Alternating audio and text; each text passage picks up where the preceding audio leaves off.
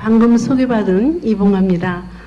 우리 이승우 교수님은 제가 강덕영 회장님이라고 유나이트 제약의 그 사장님으로 계시는 강덕영 사장님께서 어떤 의미에서는 저의 그 크리스찬으로서의 첫 입문에 이렇게 저를 잘 인도해 주신 멘토십니다. 그래서 그분이 갈렙 아카데미를 그 개강을 했을 때 제가 이제 이승구 교수님의 그 조직 신학을 들으면서 처음으로 신학이 이렇게 재밌구나 하는 거를, 그리고 전반적으로 이렇게 저희는 행정을 오랫동안 했던 사람이기 때문에 조직에 대해서 매우 익숙합니다. 근데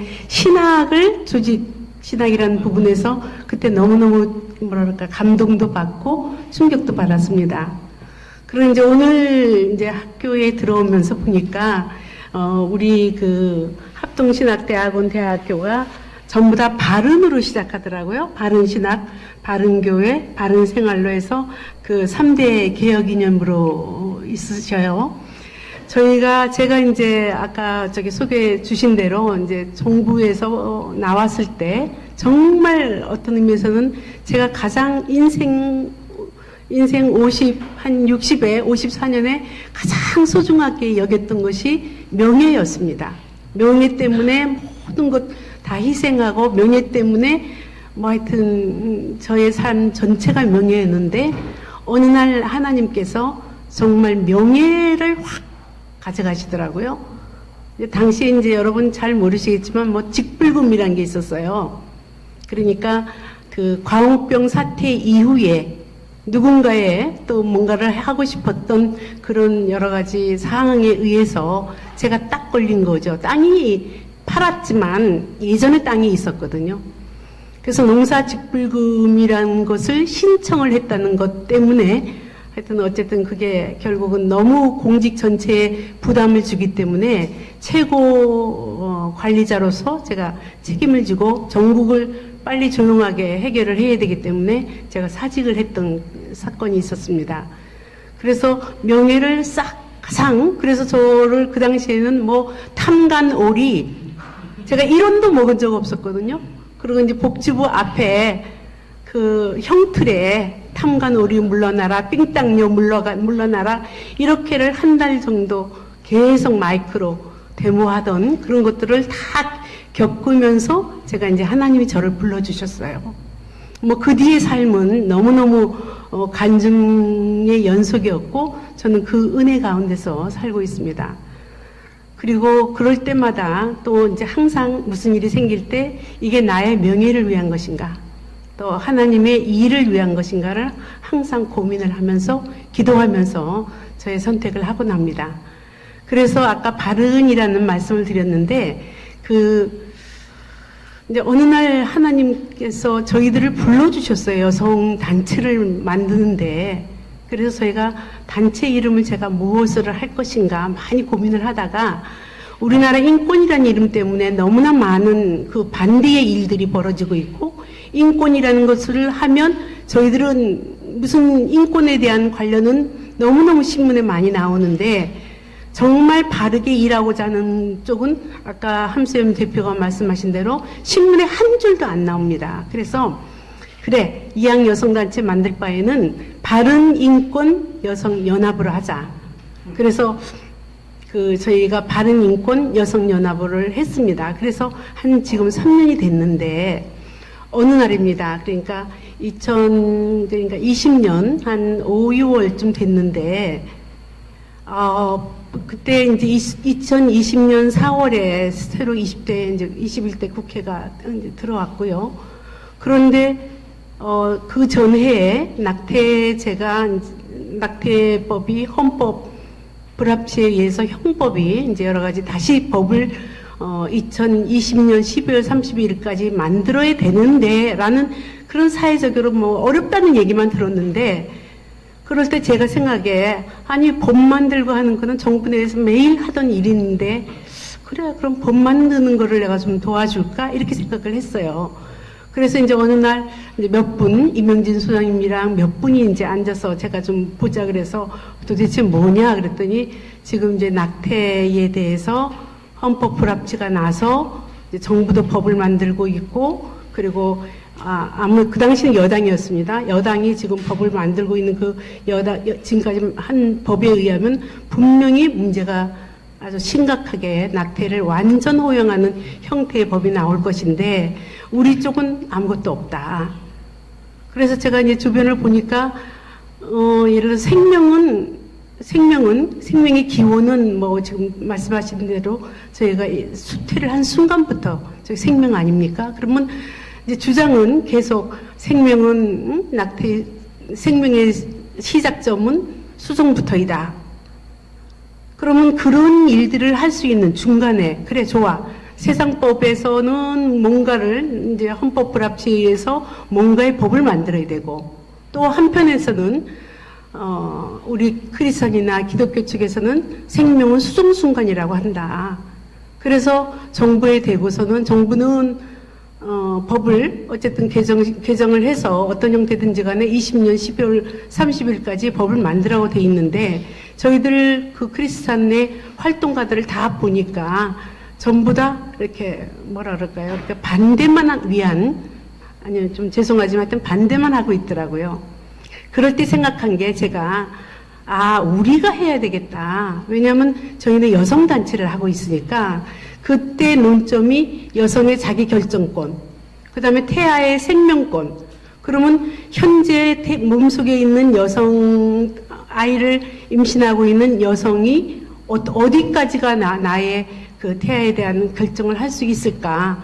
그리고 그 근거는 도대체 무엇 때문에 이렇게까지 헌법재판소에 불합치까지 나왔을까 하는 거에 저희가 착안을 해서, 이제 행동하는 프로라이프를 만들 때도 저희가 그냥 프로라이프가 원체 낙반년도 있고 당시에 많은 오랫동안의 그 단체가 있기 때문에 저희들이 그거를 뭐랄까 프로라이프 단체 하기도 좀 그렇고, 그래서 우선 액션을 좀 해보자.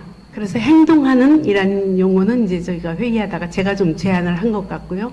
그래서 처음에 이제 행동하는 프로라이프를 만들게 됐습니다. 결론적으로는 이제 기존의 각각의 프로라이프 활동은 활동대로 하지만 실제로 세상법을 만드는 것에는 여성단체가 끼인, 그리고 그 각각의 전문 큰 단체들의 연합체로서 좀 몸을 가볍게 하면서, 의사결정은 가볍게 하면서 하는 단체가 필요하지 않을까. 그래서 이제 만들어졌고요.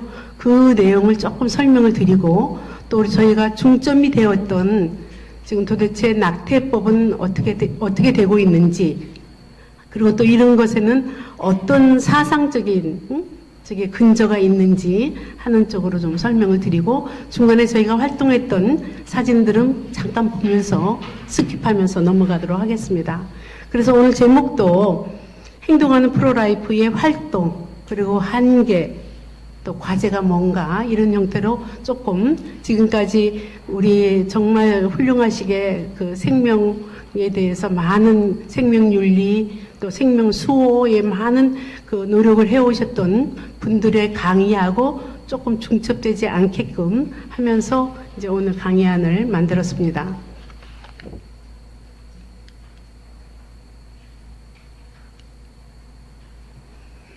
그래서 행동하는 프로라이프가 어떻게 탄생이 됐는지, 그리고 이제 왜 행동하는 프로라이프가 여성단체인 바른인권여성연합과 연대를 하게 되고, 또 제가 거기에 상임대표인 제가 또 행동하는 프로라이프의 상임대표를 하는지, 과연 그 태아의 생명권, 여성의 자기결정권이 어떤 연유인지, 그리고 실은 아까 한 대표도 말씀을 하셨지만 낙태에 대해서는 국가가 원초적인, 우리나라 같은 경우에는 국가가 원초적인 책임이 좀 있습니다. 그래서 이런 부분 얘기, 그 다음에 해외는 과연 낙태를 어떻게 바라보고 있는데 왜 우리는 이 정도까지 왔는지 하는 순서로 말씀을 드리도록 하겠습니다.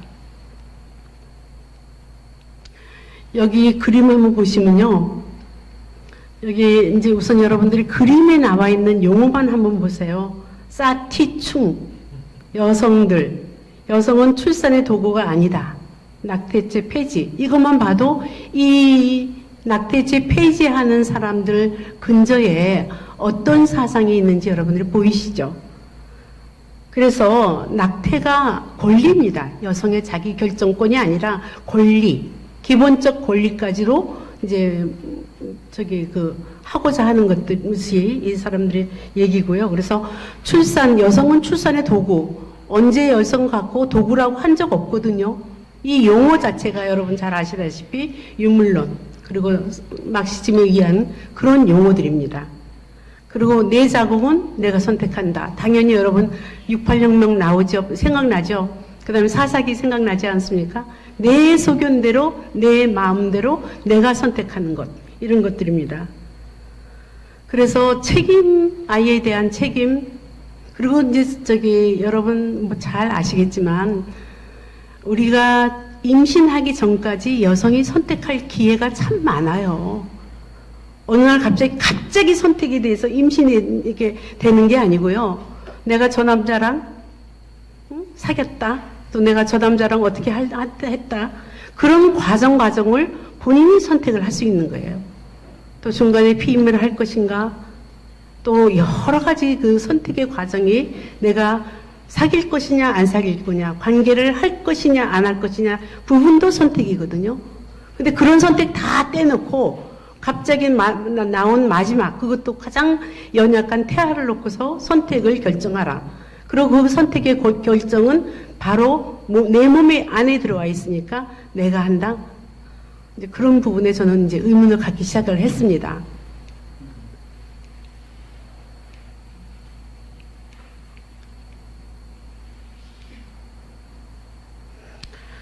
이게 이제 2020년 천주교 쪽에 물론 대부분의 천주교 신자는 아니겠지만 이제 이런 활동을 하는 사람들 보시면 천주교 신자 기자회견, 낙태죄 전면 폐지, 그리스도인 낙태죄 완전 폐지 기자회견.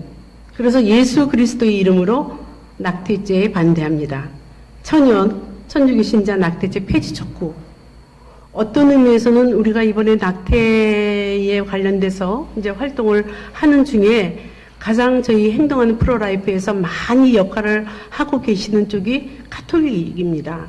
왜냐하면 저번에 전 정부에 우리 대통령께서 가톨릭 신자였기 때문에 정말 주교님이랑 몇 번 만나서 법안에 대해서 말씀을 주고 했음에도 불구하고 하셨는데, 또 한편으로는 이런 그림을 여러분들이 볼 수 있습니다.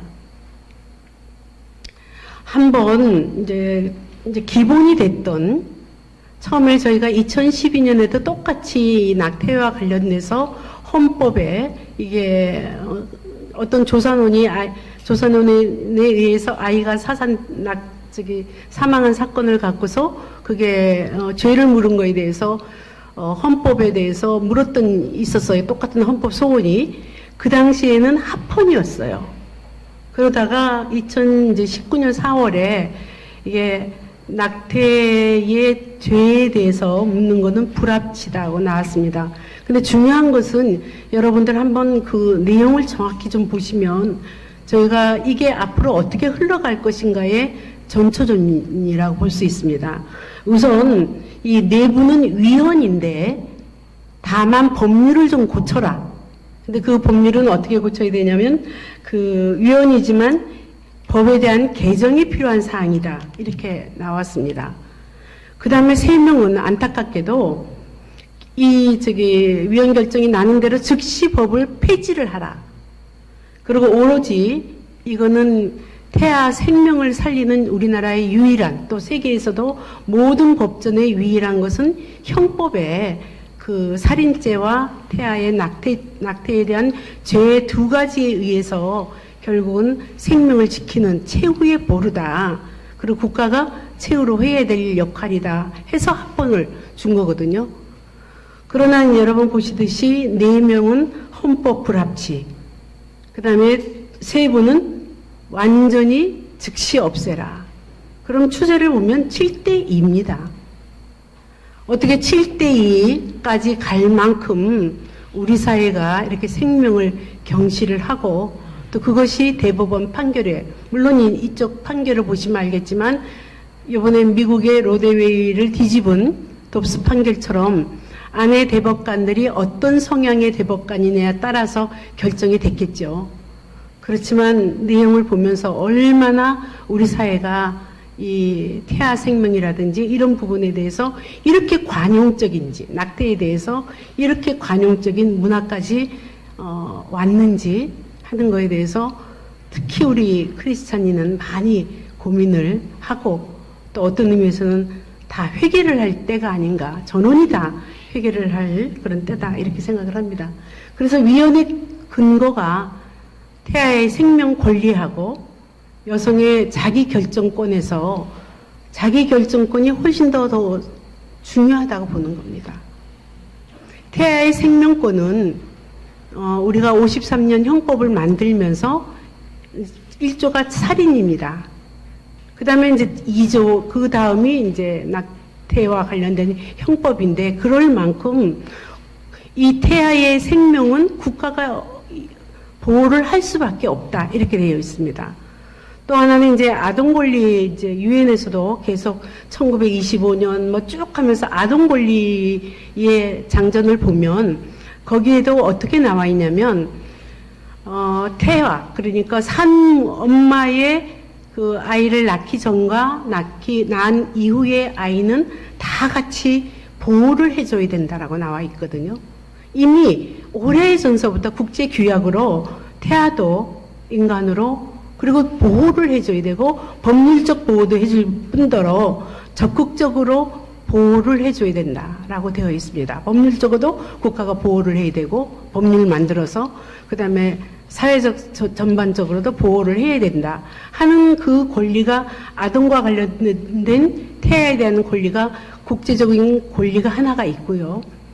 또 하나의 권리는 이제 여성 차별이라고 해서 인구를 조절할 수 있다. 인구를 여성이 선택을 해서 내가 주기를, 어느 정도의 주기를 해서 아이를 가질 권리라든지 부모가 또 그거를 선택해서 결정할 권리를 가진다 하는 인권 규약으로부터 시작을 해서, 특히 이제 저희가 그 1995년에 그 베이징에서 세계 여성 대회가 열렸어요.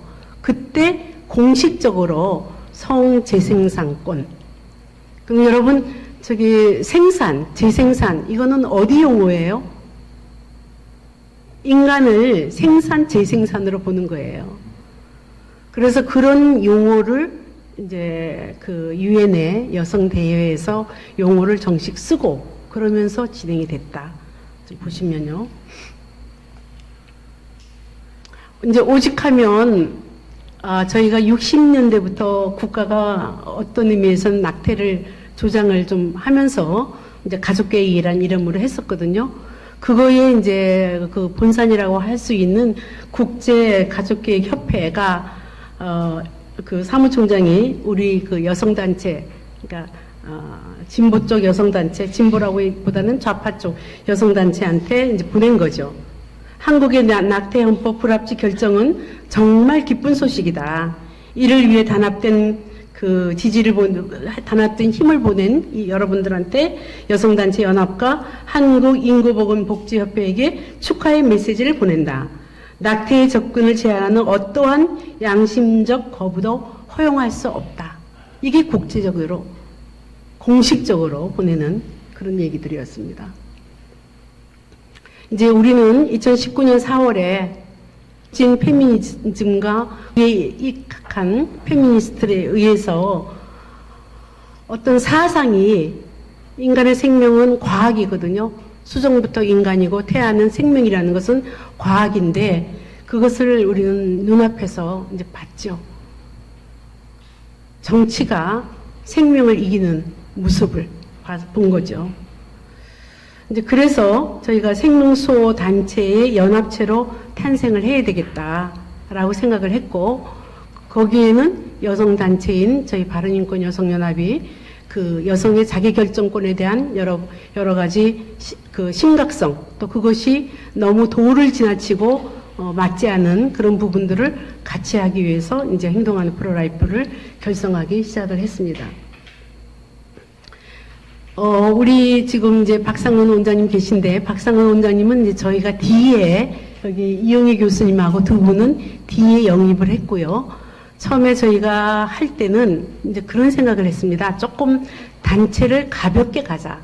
왜냐하면 이미 오랫동안 20년 이상 그 생명운동 또 생명윤리운동을 한 그런 단체의 활동들 영역은 그대로 열심히 잘하시게 두시고 저희들은 이제 단체를 이끌던 분들의 대표들만 모아서 이제 긴급사항이라든지 또 국가정책에 가장 그 당시에 급했던 것이 일단 입법활동이었기 때문에 그런 일들을 하는 것으로 저희가 단체를 가깝게 했습니다. 그래서, 그러면서 이제 카톨릭에서는 한국남자수도회의 장상협의회 생명존중위원장이신 신상현 수사님을 이제 모시고 해서 공동대표와 그리고, 운영위원이라고 해서 직접 이런 일들을 이제 그 집행을 할 수 있는 그런 위원을 두고 그리고 전부 다 이사 체제로만 구성을 하는 아주 가벼운 단체로 의사결정 체제를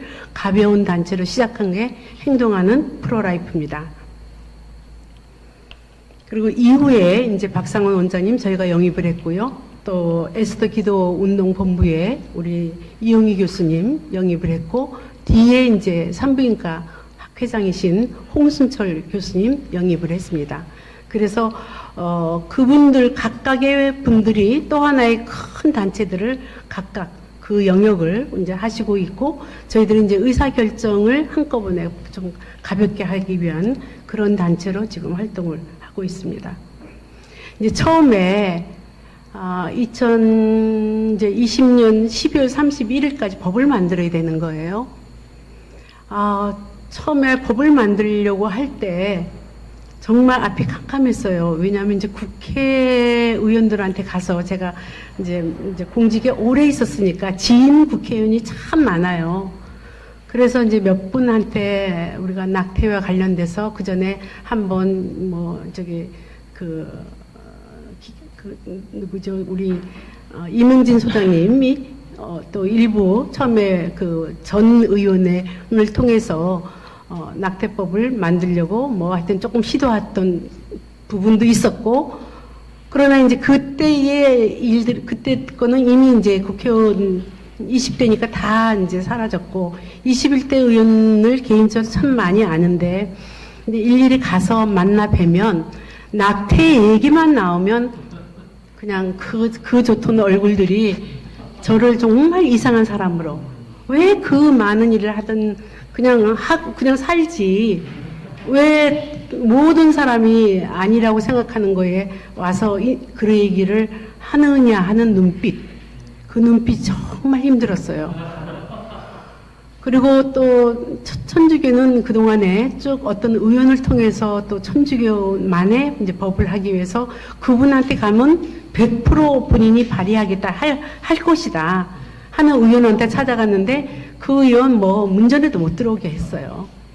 그래서 저희들이 이제 법안을 다 만들고 이제 고민하다가 이제 저랑 가장 지인이면서 또 크리스찬을 이제 찾는 그런 작업을 해서 마침 그 조혜진 의원하고 그다음에 서정수 의원이 오랜 동안의 지인이었습니다. 그래서 그분들 뵙고 저희들 만든 법을 이제 드리고 또 법만 드린 게 아니라 뭐 나중에 아시겠지만 일일이 이제 의원님들이 발의를 하려면 도장을 찍어야 됩니다.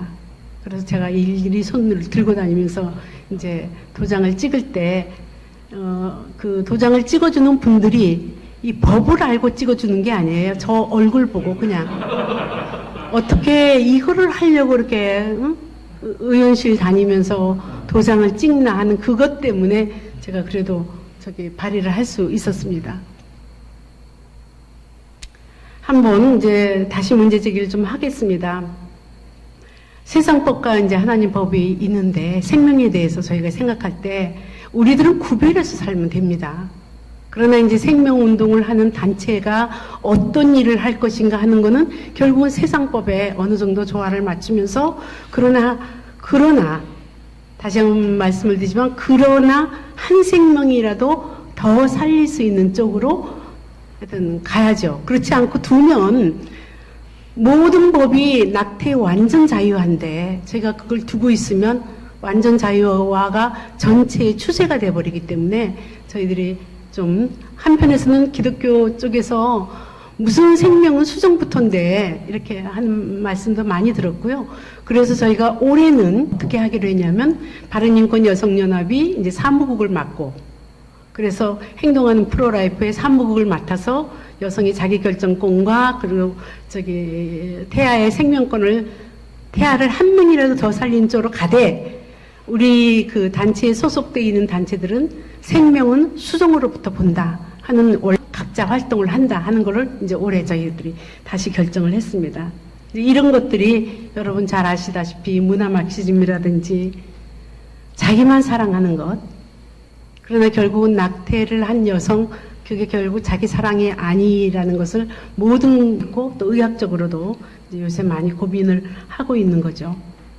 그러나 이제 우리나라 여성 운동이 결국은 이런 것들을 2000년부터 이렇게 자기의 결정, 자기의 소견 그리고 또 이제 언론도 이렇게 많이 치중이 돼서 아까 함 대표가 얘기한 것처럼 그 많은 활동을 벌려도 신문에 거의 안 난다고 하듯이 저희 정말 활동 많이 했거든요. 근데 여러분 신문에서 거의 아마 못 보셨을 거예요. 이제 기독교 신문에서나 좀 보고 가톨릭 방송이나 TV에서만 약간 봤던 그런 겁니다. 그래서 재생산권이라는 이런 것들이 다 오래전에 1995년부터 이제 스물스물 이제 저희 정책 안으로 들어오고 처음에는 이제 여성계에 이렇게 하고 있다가 여성계 대부분의 그런 분들이 결국은 권력을 잡고 정치인이 되고 장관이 되고 국회의원이 되니까 아예 굳어진 거죠. 그래서 페미니스트는 지금 어디까지 왔냐면요. 보시면 알겠지만 이제 엄마 인권 선언 해가지고 우리 지금 원하는 대로 사랑할 수 있다. 그래서 그 사랑은 동성애도 가능한 거죠. 원할 때 아이를 가질 수 있는 권리. 그러니까 낙태도 뭐 언제든지 오케이. 그래서 결혼하지 않는 것도 권리. 임신하지 않는 것도 권리. 그래서 그거는 성적 자기결정권이라 하고요. 여기서 이제 출산하지 않을 권리가 재생산권이에요. 생산을 다시 안 하겠다. 이혼할 권리. 그래서 기본적으로 가치나 도덕이나 윤리나 이런 게 배제되어 있는 거죠.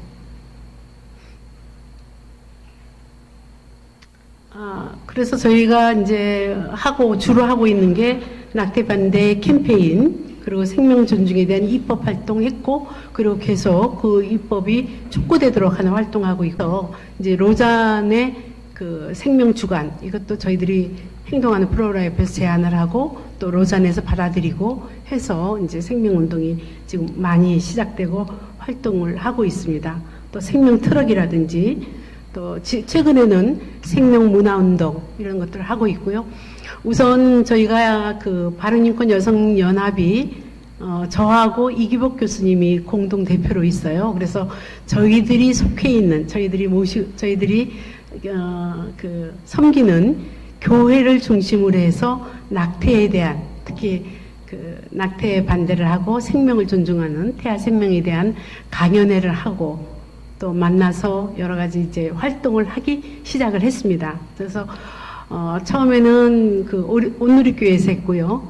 저희가 오륜교회는 이번 주 내일도 하고 있는데 금요기도회도 직접 낙태에 대해서 선포를 하고요. 우리가 지금 교회나 성도들이 가장 그 어려운 점이 한 번도 낙태를 예전에 이제 저희 국가가 시켜서 했던 그 낙태에 대해서 한 번도 회개를 안 한 채로 가 있는 것 같아요. 그리고 교회도 목소리를 안 내줬고요.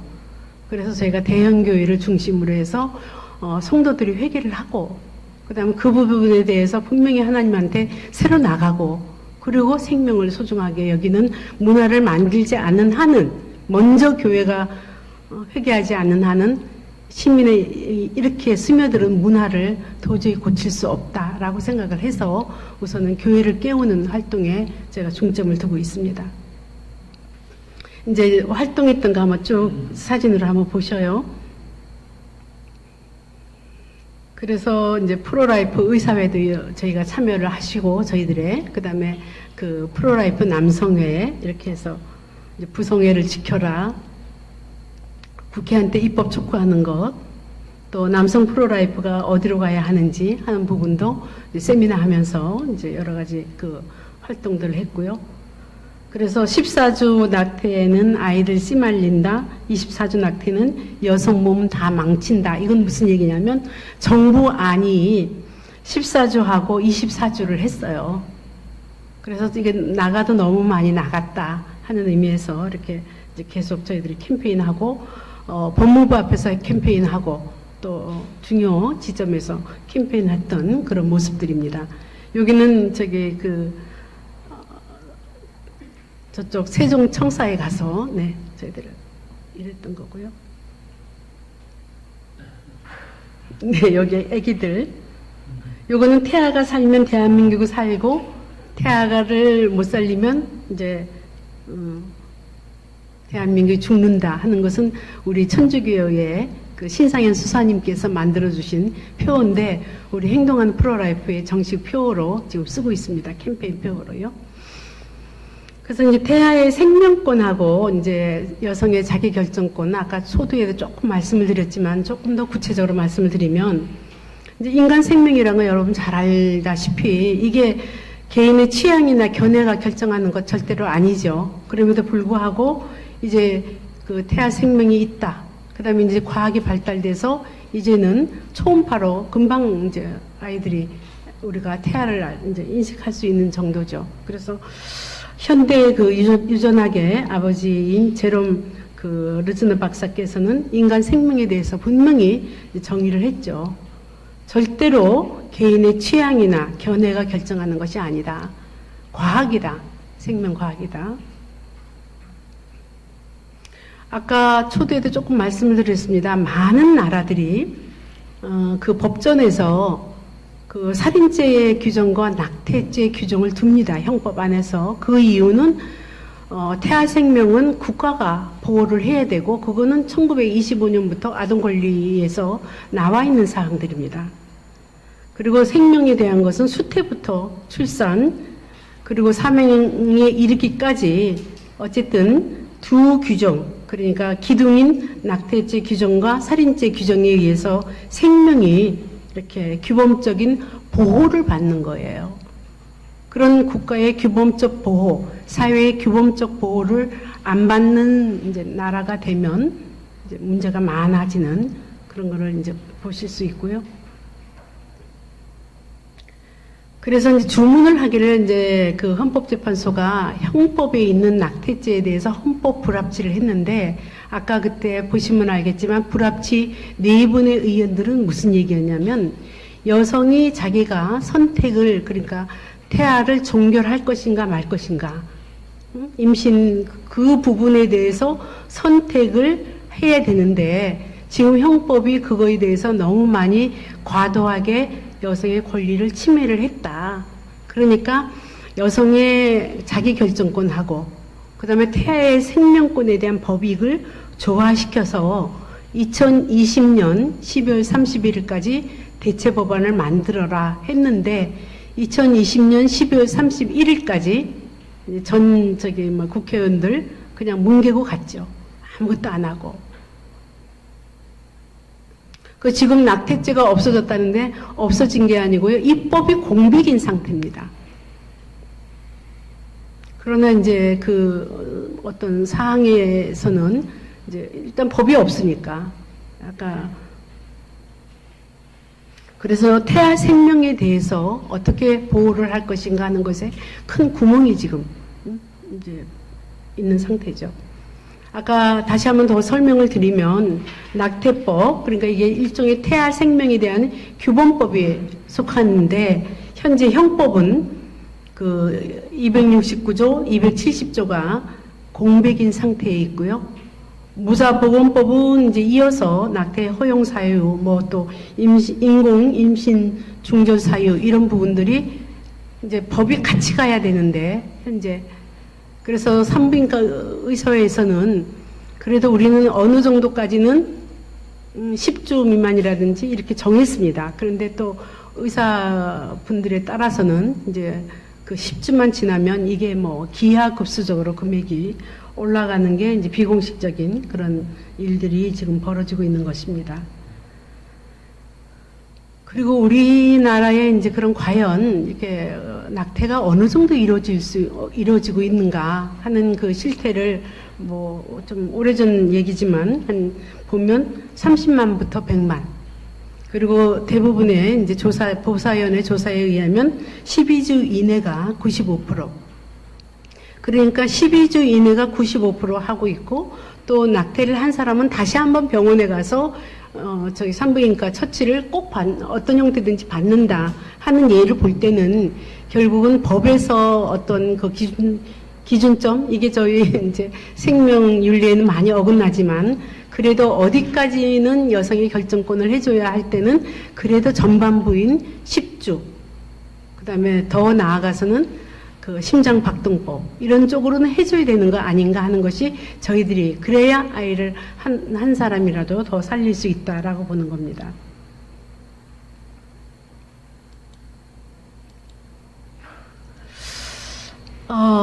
이제 임신 중절이었죠.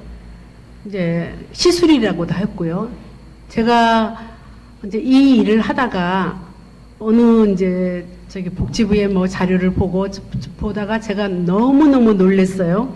한번 보시면 이게 그 월경 조절술, 먹는 피임약, 정관, 난관, 자궁내 장치, 콘돔, 국가기록원에서 나와 있던 이제 가족계획 사업에 연간 실적한 거죠. 저번에도 말씀드렸지만 우리나라에는 제1차 경제개발 5개년 계획에 이제 국제적인 그 가족계획 협회의 여러 가지, 그 당시 저희가 너무나 못 살았기 때문에 지원을 받으면서 이제 그 낙태를 했던. 그래서 여기서 나오는 이 월경 조절술이 결국은 인공임신 중절이죠. 이 뭐 저기 보면 24만 건, 20만 건, 15만 건, 그리고 그것도 표창까지 줘가면서 어느 시도가 제일 잘했는지 했던 때가 제가 공무원 열심히 할 때 이런 일들이 있었습니다. 그리고 이제 1975년 세계 여성의 해 때 여성과 남성 부부는 선택해서 아이를 낳을 수 있다. 그래서 둘만 잘 낳자. 그러면 이제 우리 엄마들이 밭에서 일하다가 어디가 나 저기 애 띄고 왔어. 그냥 떼는 거죠. 그럴 정도로. 네. 이제 그러다 보니까 국가가 주도했던 가족계획 사업에서 이제 결론적으로는 어느 순간에 이게, 그리고 그 이후에 아까 급진 페미니즘의 사회적인 어떤 영향, 문화 마크시즘의 여러 그런 이제 스며드는 사상 때문에 이제 어느 순간에 나가 아이를 낳아서 그다음 그 아이를 키우면서 나를 희생하기 싫다 하는 것 때문에까지 이제 이르러서 보시면 알겠지만 인구가 이제 좀 줄어들었고, 출생아 인구가 아까 낙태가 평균 한 30만 건에서 100만 건 이루어진다고 했는데 이제 26만 명 낳는 정도고, 세계 1위의 초저출산 나라가 됐고요. 성비도 뭐 105.1. 그래서 출산 이런 부분이 정말 이제 사적인 부분일까? 국가가 이 전반적으로 저출산 국가에 대한 고민을 사회가 한꺼번에 같이 해야 되는 그런 것까지 가야 되는 거 아닌가? 이런 고민을 해야 되는 거죠. 그렇다고 치면 이제 그 각 나라는 이 낙태에 대한 죄를 묻는지 형법에 있는지 하는 사랑 보겠습니다. 우리나라는 아까 말씀드린 대로 헌재가 형법 269조, 270조, 자기 낙태죄, 동의 낙태죄, 부동의 낙태죄, 낙태치 사상죄 이런 부분에 대해서 제한적이고 한정적으로 이렇게 하고, 전면적인 낙태는 하면 안 되겠다라고 문제가 되고, 그래서 위원회에서 임산부의 자기결정권을 침해했다라고 헌법 불합치가 나온 겁니다. 그래서 어떤 결정 가능 기간을 설정을 하고, 그리고 사회 경제적 사유를 어느 정도 반영을 해라. 그리고 일정한 절차적 요건도 만들어라 하는 게 개선 입법의 내용들이었습니다. 그래서 개신교에서 어쨌든 간에 생명 수정부터 봐야 되는데 세상법은 결정 가능 기간을 정하라고 되어 있습니다. 그래서 할 수 있는 게 결국은 행동하는 프로라이프에서 이제 여성단체랑 같이 연대해서 이 일을 할 수밖에 없었다라는 말씀을 드리고요. 우리나라에서 사회 경제적 사유라는 게 이런 것들입니다. 학업, 직장, 사회활동, 양육이 어려워지고 있는 것, 자녀 계획, 파트너가 요구하고 뭐 이런 것들이 사회 경제적 사유고 이것이 거의 80%가 넘습니다. 85%. 그러면 사회 경제적 사유를 만들어서 입법을 하라 하는 얘기는 낙태를 사실상 다 허용하라고 헌법재판소에서 만들어준 것과 뭐 다름이 없죠. 해외의 사항을 좀 보도록 하겠습니다. 지금 전명 금지하는 나라가 131개국, 그리고 허용하는 국가가 32%, 62개국입니다. 이 중에서도 이 허용하는 국가도 다 주수를 정했어요. 그래서 보시면 알겠지만 그 11주, 그래서 12주 국가가 39개국, 그 다음 10주 이하를 허용한 나라는 겨우 9개 나라밖에 안 됩니다.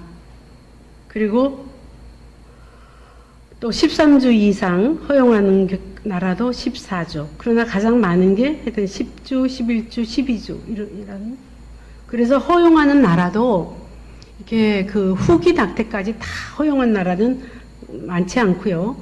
특히 이제 보시면 알겠지만 포르노가 합법화되어 있는 나라, 그리고 낙태가 완전 자유화되어 있지 않은 나라가 15개국, 그러나 포르노가 합법화되어 있고 낙태도 자유되어 있는 나라가 38개국이나 됩니다. 그리고 포르노 합법화는 안 됐지만 낙태가 자유인 나라 21개국. 그래서 낙태가 자유인 나라의 93%가 포르노도 합법화 시키고 있습니다. 그럼 이것이 우리 사회에 가져올 여러 가지 파장도 여러분들이 보시면 이제 느껴지실 겁니다.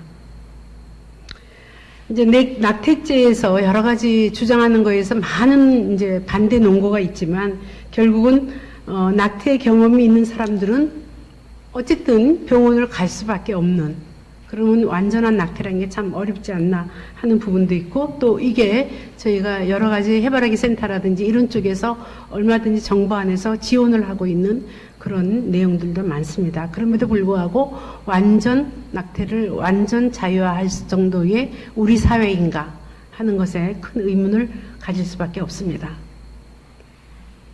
그래서 저희 이제 행동하는 프로라이프가 생명을 한 생명이라 살리는 그런 형태로 법안을 이제 마련을 했습니다. 현재 정부안은 그 임신 14주 이내는 무조건적 낙태, 그리고 24주 이내에서 사회적 경제적 요건이 있거나 아니면 강간이라든지 이런 사유는 낙태를 예외적으로 허용하는, 근데 아까 말씀을 드렸지만 우리나라의 모든 낙태의 거의 80%가 사회 경제적 사유거든요. 그러면 이거 정부안이 너무 많이 나간 거죠. 근데 이 안도 처음에는 이제 저희가 행동하는 프로라이프가 생기게 된 배경이 정부안이 낙태를 완전히 허용한다 하는 것이 신문에 났습니다.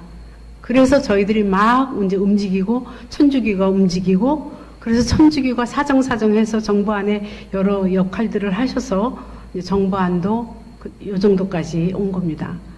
그리고 저희가 행동하는 프로라이프가 이렇게 다 이제 제안을 해드린 법이 조혜진 의원안은 심장박동법, 그래서 임신 6주, 그리고 법정 요건이 있을 때는 10주 이내로 했고요. 다만 이제 임신이라든지 산모가 특별히 위험할 때 현행법도 그대로 이제 있는 그 사항은 그대로 존치를 하는 걸로 했습니다. 서정숙 의원은 이제 단순하게 10주만을 기준으로 해서 전부 다 사회경제적 사유까지 포함해서 10주 이내에는 허용, 그리고 10주 이내 이후는 사회적 경제적 사유라도 허용하지 않는, 그래서 10주라는 것이 우리 산부인과 의사들 말에 의하면 그나마 저기 전기 낙태로서 여성이 그 자기 건강권이 그나마 아주 심각한 위해를 안 가져오는 정도가 흡입 낙태를 할 수 있는 낙태 시술에서 그 안에 있는 아이를 다 태아를 자르는 낙태는 10주 이후에 뼈가 생겨서 다 그렇게 되니까 10주 이전은 이제 흡입 낙태여서 좀 그래도 이 정도까지는 해야 되는 거 아닌가 했던 안이 조혜진 의원과 서정숙 안입니다. 이제 공청회를 했습니다. 이제 저희가 빨리 법안은 10월 31일까지 만들어야 되는데 보시다시피 권인숙 의원, 그다음에 이은주 의원, 박주민 의원은 전부 다 낙태 완전 자유입니다. 그리고 조혜진 의원과 서정숙 의원은 6주 심장박동법, 그다음 10주를 기준으로 한 여성의 건강과 태아의 생명, 그리고 여성의 결정권까지 고려한 그런 안들이었습니다.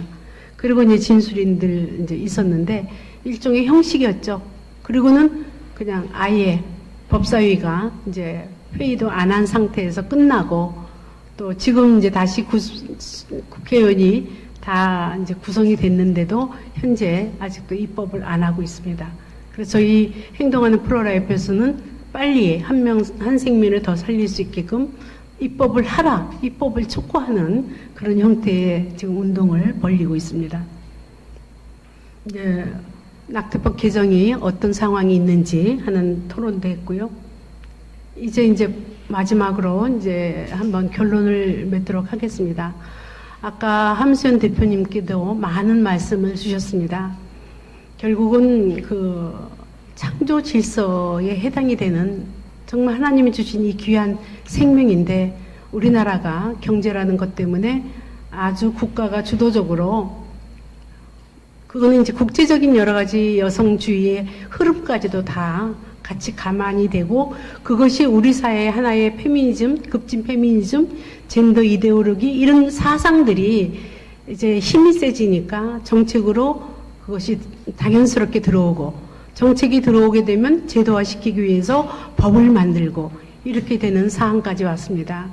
이거를 막는 것은 결국은 생명이 수정부터 생명이라는 것은 우리 크리스찬인은 당연히 저희들이 창조 질서에 의한 주신 아주 귀한 한 명 한 명의 생명입니다. 그래서 우선은 저희 이제 교회 아까 교회도 말씀을 드렸지만 성도들이 다 경험들이 있어요.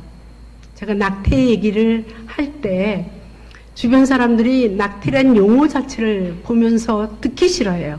일단 듣기 싫어하고 그런 일이 있었다는 것 자체에 대해서 일단 덮고 넘어가고 싶죠.